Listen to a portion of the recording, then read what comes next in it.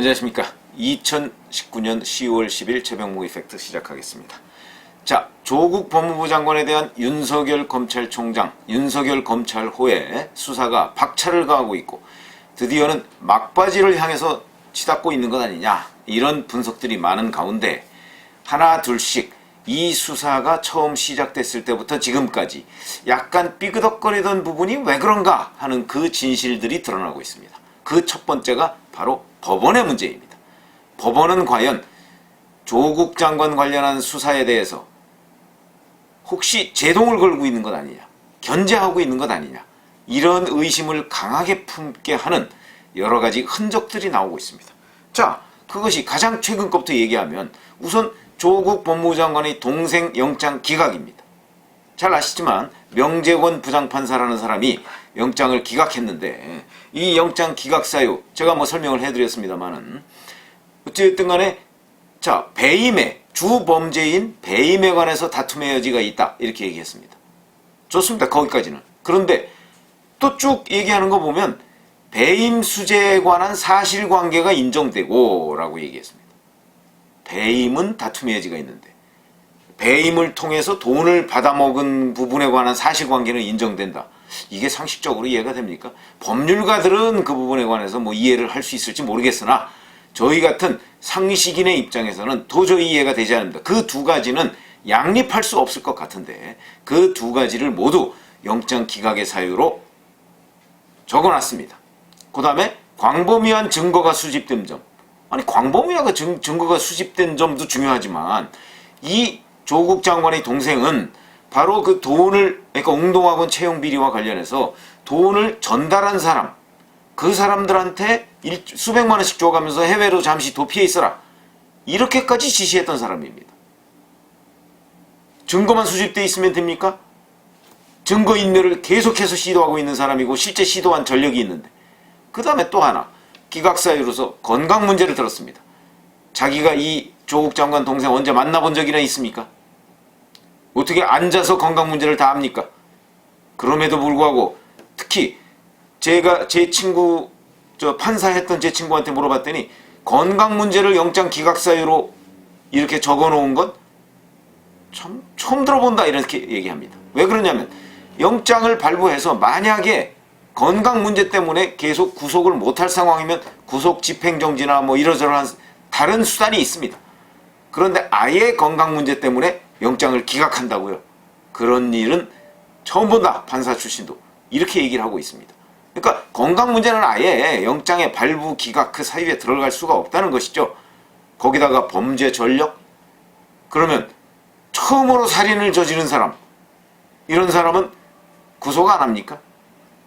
그러니까 이런 것들이 굉장히 강한 의심을 갖게 하는, 조국 장관 관련한 수사에 관해서 뭔가 견제를 하는 것 아닌가, 이런 의심을 저희 같은 비법조인은 할 수밖에 없다. 그 다음에 또 하나, 자, 명재권 부장판사가 기각한 사건. 명재권 부장판사는 작년 8월 달에 영장 전담 판사로 취임을 했는데 그 이후에 양승태 전 대법원장 등 사법농단 사건과 관련한 영장 발부 대부분 했습니다. 그리고 법원 주변에서 나도는 얘기도 명재권 부장판사의 영장 발부율이 꽤 높다고 합니다. 영장 발부를 잘 해준다, 다른 판사들에 비해서. 그런데 유독 조국 장관 관련한 영장은 굉장히 짭니다. 그 대표적인 게 바로 코링크 사모펀드의 대표인 이상훈 씨. 이 사람 영장 기각됐습니다. 그래서 사실은 이 사모펀드 부분이 한때 약간 좀 장애가 있었죠, 수사에.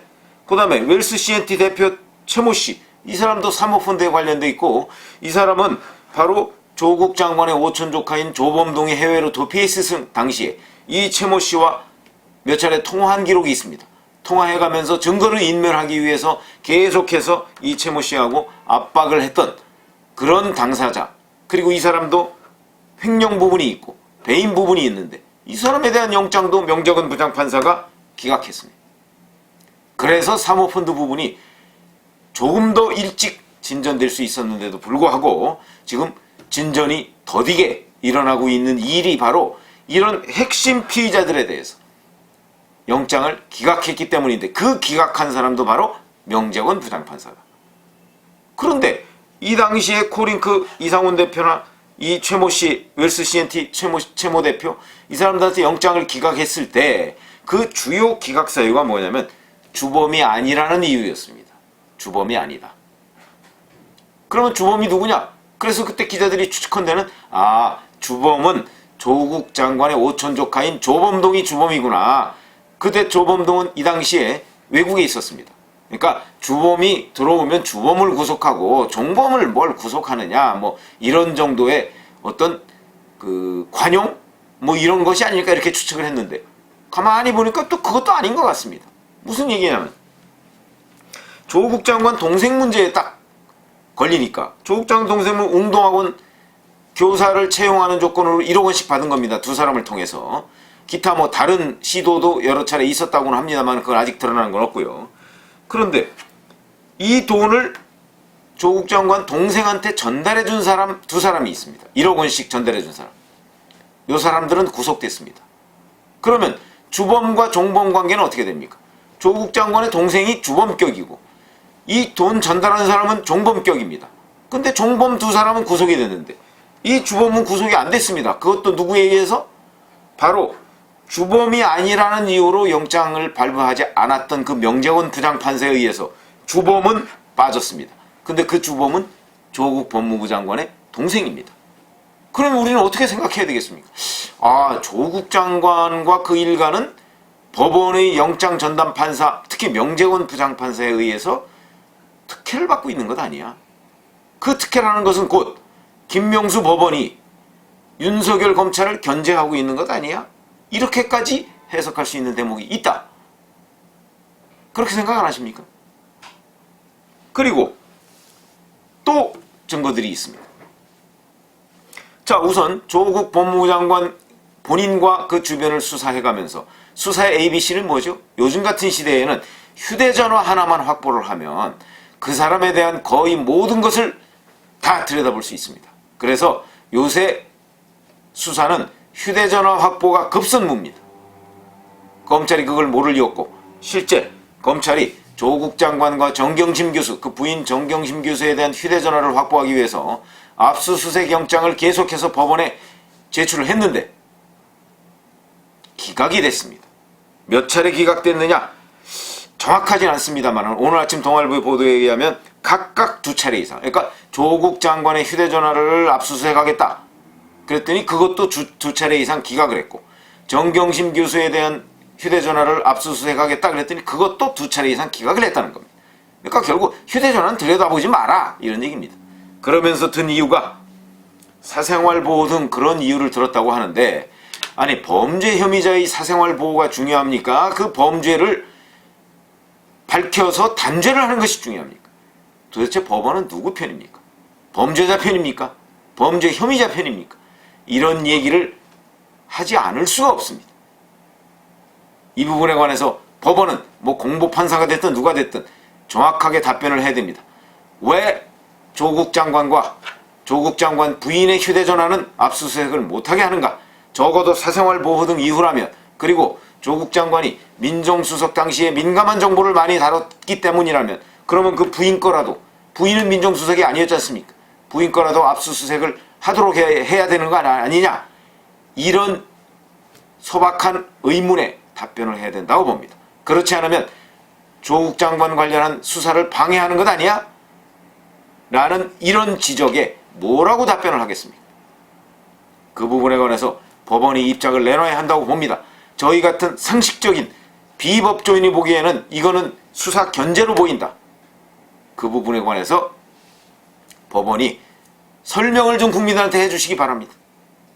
그래야 법원을 믿고 법원의 결정에 대해서 국민들이 그럴 수도 있겠구나 라고 판단을 하는 것이지 이런 식으로 의문이 쌓여가기 시작하면 법원의 신뢰도 또한 추락하는 것은 시간 문제다. 이렇게 말씀을 드릴 수가 있겠습니다. 만약에 휴대전화를 압수수색했다면 거기에 지금 현재는 통신 기록밖에 조회를 못합니다. 그러니까 언제부터 언제까지 누가 누구하고 통화했다. 그거밖에 조회를 할 수가 없는데 휴대전화를 압수하면 거기에서 문자 메시지 오고 간 거, 그 다음에 비밀 메신저로 대화한 거, 그 다음에 이메일 주고받은 거. 요새는 휴대전화로도 이메일 주고받지 않습니까? 이 부분에 관해서도 알 수 있는데 이거는 범죄의 아주 중요한 단서를 잡을 가능성이 있습니다. 이걸 지금 못하게 하는 거 아닙니까? 왜 법원이 이걸 못하게 하느냐? 그 부분이 궁금하다. 이 말씀입니다. 또 하나 있습니다. 9월 23일 날 조국 장관과 정경심 교수의 방배동 자택을 압수수색했죠. 11시간. 그 11시간으로 이렇게 길어지게 된 거에는 정경심 교수 측이 계속해서 문제를 제기했기 때문입니다. 무슨 얘기냐면, 이 변호인 입회하자고 이렇게 얘기하니까 검찰이 기다려줬습니다. 그래서 시간이 흘렀습니다. 또 뭐 이거 압수하려고 했더니 그거는 압수수색 영장의 대상이 불분명한데 다시 받아와. 또 그거 압수수색 영장 다시 받았습니다. 그렇게 압수수색 영장을 2차례나 다시 받았습니다. 그러느냐고 시간이 많이 흘렀습니다. 그래놓고 여권은 지금 11시간 압수수색이 무슨 이거 뭐 망신주기 아니냐 이런 식으로 검찰을 압박하고 있습니다. 자기들이 조국 장관 주변 일가들이 시간을 끌어놓고 11시간 프레임을 더 씌워서 검찰을 공격하고 있습니다. 얼마나 부당한 처사입니까? 어찌됐든 간에 9월 23일 압수수색을 하긴 했습니다. 근데 그 전의 상황을 봤더니 방배동 자택에 대한 압수수색을 또 2번씩이나 기각했다고 합니다. 그리고 9월 23일 날 압수수색한 거는 3번째 영장을 청구했는데 발부해 준 겁니다. 견제로 보이지 않습니까? 압수수색? 그럼 압수수색 할 거라는 거 정경심 교수 틀림없이 사전에 알고 있었을 것입니다. 그 한국투자증권 김경록 씨 말에 따르면 내가 긴급 체포될 수도 있다는 얘기를 남편하고 전화통화해서 했다는 거 아니겠습니까? 그렇게 법률을 잘 아는 사람이 압수수색 하나 예상 못했겠습니까? 그러니까 그걸 예상했기 때문에 방배동 자택에 그 컴퓨터 2대의 하드디스크를 교체한 거 아니겠습니까? 그럼 이 하드디스크 교체할 이 시간을 벌어준 것인가요? 압수수색 2차례 영장을 기각하면서? 아니 도대체 조국 장관과 그 일가에 대한 수사를 검찰이 지금 시작을 하고 있는데 가장 중요한 2개, 휴대전화, 자택 압수수색, 이것을 못하게 하는 게 이게 그냥 상식적이라고 보이십니까? 이거는 뭔가 의도가 있는 것 아니야? 이렇게 판단하는 게 정상 아닌가요? 그게 오히려 상식 아닌가요? 그럼에도 자, 김명수 법원은 휴대전화 압수수색 2차례 이상씩 조국 장관과 정경심 교수에 대해서, 그리고 방배동 자택 압수수색 이것도 2차례 기각을 했습니다. 이 기각의 배경 무엇인지 설명을 해야 될 것이고, 혹시 그 배후가 있는지 그 부분은 뭐 법원이 밝히지 않겠죠. 그러나 언젠가는 이 부분도 반드시 수사를 해서 법원이 법과 양심에 따라 재판하지 않고 다른 압력 또는 다른 관계에 의해서 재판하는 일이 있었는지 여부, 이 부분도 법원의 신뢰도와 관련해서 매우 중요한 핵심 포인트다 하는 걸 알아야 되겠습니다. 우리 국민은 이런 부분에 대해서 알 권리가 있습니다. 법원은 답을 해야 될 것입니다. 만약에 법과 양심에 따라 재판하지 않았다, 법과 양심에 따라 재판하라고 하는 헌법 규정 그거 어긋나는 거 아닌가요? 이 부분에 관해서 국민들이 알고 싶어 합니다. 제가 얘기하는 국민은 서초동에 나가서 시위하는 국민이 아니고, 그리고 광화문광장에 나와 있는 국민도 아니고 우리 국민의 다수다, 저는 이렇게 확신합니다. 이 부분에 대한 법원의 성찰과 답변 있어야 할 것으로 보입니다. 감사합니다.